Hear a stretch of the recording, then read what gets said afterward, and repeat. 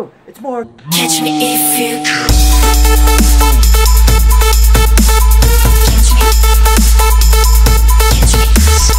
Catch me if you can.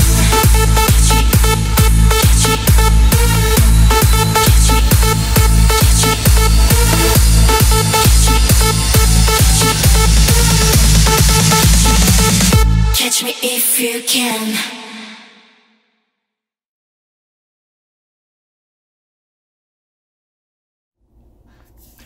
What's up guys, it is Mark Yoon and today I'm bringing you another exciting video. So we're going to get right into this. Topic of today's video is going to be the confirmed characters thus far and some comments I've received from some of my subscribers and people that are just leaving comments generally on my videos. I wanted to take the time to thank you all and go over some of your comments so we could do that together. So let's just jump right into it. So I want to go over the confirmed characters real quick just so people have a good standing of where we're at. Now, Bandai Namco is slated to probably be releasing about 2 characters per month until release. I'm guessing that the release is probably going to be sometime around October or November. I could be wrong, but that's just what my guess for the slated release is going to be. So without further ado, we are going to get into the Soul Calibur VI confirmed characters. So far, we have Groh, Ivy, Kilik, Mitsurugi, Nightmare, Sophitia, Shanghua, and Sasalamel that have been confirmed, with a strong lead on the guest character, or at least one of the guest characters, being from the Witcher 3 series. So,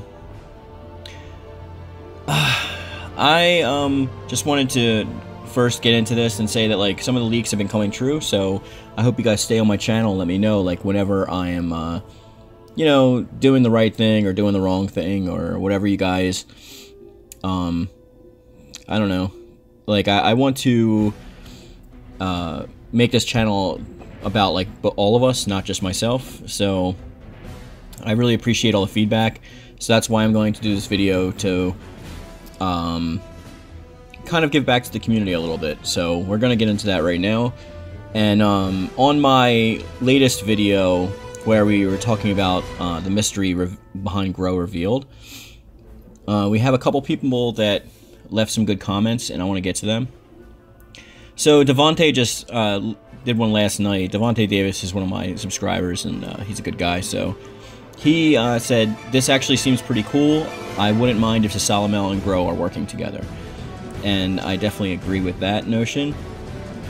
And then we have Buttery Goodness Inc., who stated, "You missed one quote." When I made the quotes, I listed them on the screen, but I only went over a few of them. But he relied to me that you missed one quote, "You will be erased." And he states, heavily implying time travel, as erasing someone is commonly used with time travel. Groh is definitely an agent from the future, so he's seen the events of Soul Calibur 1 through 5, and is trying to erase the swords themselves. So my theory, hypothesis, not theory, but I get what you're saying. So my theory is at the end of 5, when Patroclus and Pariah Soul embrace the swords the opposite way, Edge into Calibur, he has in parentheses, it caused more harm than good, probably infecting Earth with Soul Edge's influence, and Groh comes back to prevent the future catastrophe at the source when the swords are at their weakest, changing the fate of probably some of the beloved characters, and maybe pulling some from the future, like Shui, Hilde, and Natsu, etc. So that's also a really good comment. I love when you guys like post your hypotheses on here so that we can go over them together. I really like it. Then we have Shovel Fighter with his awesome comment said, "Oh yeah, it's Mark Yoon." So I guess he's countering my "oh no."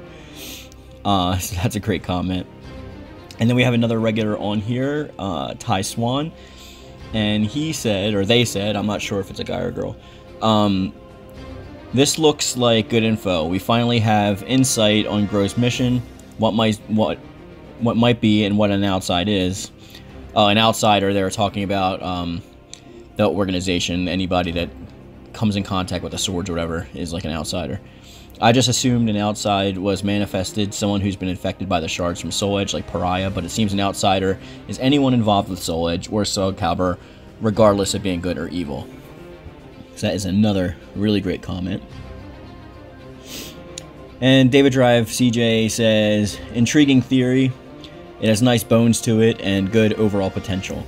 Again, guys, theory can be used colloquially to mean this, but generally in scientific terms, a theory is a hypothesis that has been put through the rigors and proven to be true due to not being able to be proven false.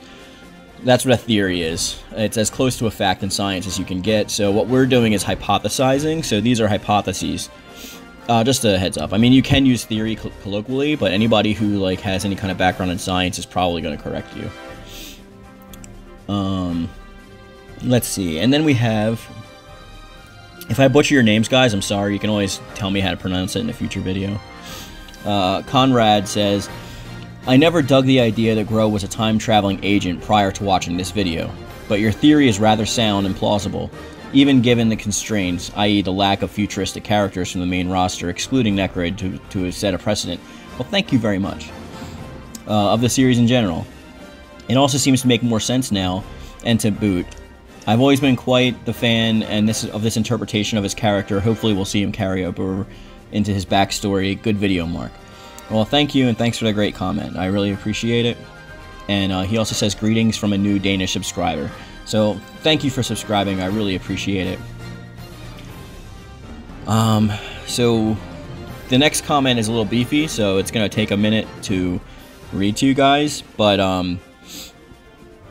one of my subscribers, Anders Hansen, like, always is really on the nose with his facts and does a lot of research with his commenting. So, if you guys see him in my video, I would check him out, and if he has a channel, I would subscribe to that too, because he's pretty smart. But anyway, so he states, let me get this on the screen so I can read it. Okay, he says, as far as I know, Zasalamel isn't part of the tribe that was protecting Soul Calibur. He hasn't been for a very long time, since I believe he was thrown out of the tribe, banished. To my knowledge, Algol had Soul Edge, but then lost it when his son got a hold of it, and Algol had to stop and take his son's life. When Algol stopped Soul Edge, some fragments of Soul Edge came out of it, and Algol would have used those fragments, purified, and used to create Soul Calibur. With Algol given his life and soul to Soul Calibur's creation, Algol had beforehand a tribe to continue to purify and protect Soul Calibur. The tribe tasked with protecting Soul Calibur was the tribe that Zasalamel was a part of. But since Zasalamel wanted to use Soul Calibur instead of just protecting it, and even tried to take it, Zasalamel was thrown out and banished from the tribe. After being banished, Zasalamel was banished and he started studying magic, and that was when he became basically immortal. And then so that's going into Algol, and as far as I know, that's all correct. And then he talks about Zasalamel wanting to end his life and not being able to die, so he tried to use Soul Edge and Soul Calibur to end his life. That's a great comment. You guys should definitely read it and check it out. I would read the entire thing, but he's got a pretty lofty reply as well. But I just wanted those two because I try to keep my videos to about 10 minutes, and we're already getting close to the 8-minute mark. So thanks for all those great comments on that video, guys. I really appreciate your hypotheses, and I really would like to see a lot of these more come to fruition, so we'll check that out. In the next video we're going to be talking about is the guest character revealed. I'm going to read a couple of these from this video, and then we'll call it a day. So this is the one where Geralt was, where we revealed Geralt to be more likely to be the actual guest character, or at least one of them in Soul Calibur 6. Geralt of Rivia. So we're going to start off again with our friend Anders Hansen with another great content, and he was correcting me on the publication. I'm going to put all of these on the screen as much as I can anyway. Especially Anders, yours are going to be hard to put on here because I have to like take multiple screenshots and piece them together, but we're going to do the best we can. So he says, sorry, but I have to correct you. Bandai Namco isn't really the producer of the Witcher series. Bandai Namco was the distributor for Witcher 3 Wild Hunt in Western Europe, Australia, and New Zealand, while Warner Brothers was the distributor in North America. So CD Projekt or CD Projekt Red still developed and published Witcher 3 Wild Hunt, and then the game was distributed by Warner Brothers North America and Bandai Namco Western Europe, Australia, and New Zealand. So would you say that you over-exaggerated the connection between Namco and the Witcher series or product, Red? And he said, but Bandai Namco and CD Projekt do, of course, have at least some connection, which would have made it easier to deal with the licensing. So, yeah, I agreed with that, and I did say that I was kind of tying them together loosely. I didn't know from the short... I just saw Bandai Namco when I looked up the Witcher series, and I played the Witcher series, so I just assumed it was Bandai Namco. So, I appreciate being corrected on that. And ASJEJE says... I hope they add him in the story somehow, like he's looking for Ciri, or dare I say, a full quest, laugh out loud. And I actually responded to this. I said, yeah, I'd like that, but unfortunately the guests aren't a part of the main story, because usually the guests never have any part of the main story at all. And then he said that he knew he just wants to have dreams because of cutscenes and stuff like that. And I said, well, maybe he'll at least have an arcade cutscene explaining his inclusion in the game, which they usually do like one like ending cutscene when you do their arcade mode or something. So we should at least get something like that. And JD Dauntless, the protagonist gamer, who's also a great YouTuber, so you should check out his channel at JD Dauntless, the protagonist gamer. He makes great content, and you guys should really subscribe to him if you haven't already. And he said, dude, Geralt is awesome. The Witcher 3 was the first I got to play as Geralt, and I love the guy. He's really a good pick for this game. And of course I agreed. And then our boy Devante chimed in with, I recently got into the Witcher series and I'm pretty impressed. Geralt as a guest character will be interesting, but I hope he's not the only one. Let's get into some of the replies that I said. I said, Geralt certainly does fit well, though I'm on your side. I'd like one or two, but I'm not going to lie. As long as they focus on the core mechanics, the game modes, and create a character, I'll be happy with just one guest. I'm only saying that because Soul Calibur 3 is my favorite and has no guests. They just focus on the game. The Star Wars guests in Soul Calibur 4 didn't contribute anything to the created character or the story, so I stopped using them after a while. I rarely used Ezio in Soul Calibur 5, and the only guest I played a lot was Spawn in Soul Calibur 2. So personally, I like the idea of guests, but they are just here and don't contribute much to the overall game. And then Devante retorted with, I 100% agree. As long as the gameplay and offline modes are good, it doesn't matter that much to me. Another thing that would be cool is the ability to use guest character's soul for create a character. Which, yeah, that's one of the main things I want. I want to be able to use the guest character's souls. I think the only reason that would hinder that is because of licensing.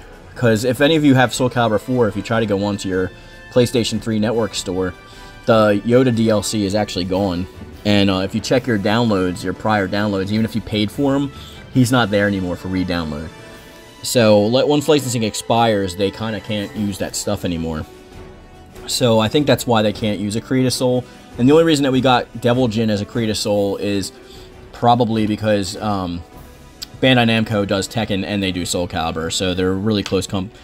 They're in the same company and they're really close together, even though they're different teams.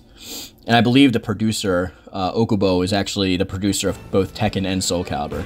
So it's a lot easier to get in there. Though I would rather have like a fighting style such as Li Chaolan or Kazuya Mishima, so we can have a bare knuckle brawler. So hopefully we'll get one of those guys. And let's see. Sasuke Lover said, I really want 2B for PlayStation 4. And I retorted with that I would like 2B as well. And then he said he would also like Ciri. And I said, yeah, Ciri would be cool. Okay, so then Anders Hansen again comes in with the tweet from Marcin Mamon yesterday, which was March 6, 2018. Certainly was and is interesting. Personally, I don't nor have I really played the Witcher games, but I will say that if Geralt should turn out to indeed be a guest character in Soul Calibur 4, then it would be a great choice. And he would be. And Anders Hansen, you need to go get your hands on Witcher 3 Wild Hunt, because it actually is a really good game, and I highly recommend it and highly suggest it. And if you have any faith in whatever I say, I would definitely jump on that game. It should be pretty cheap now, too. I think it's like less than 20 bucks. It's a great game.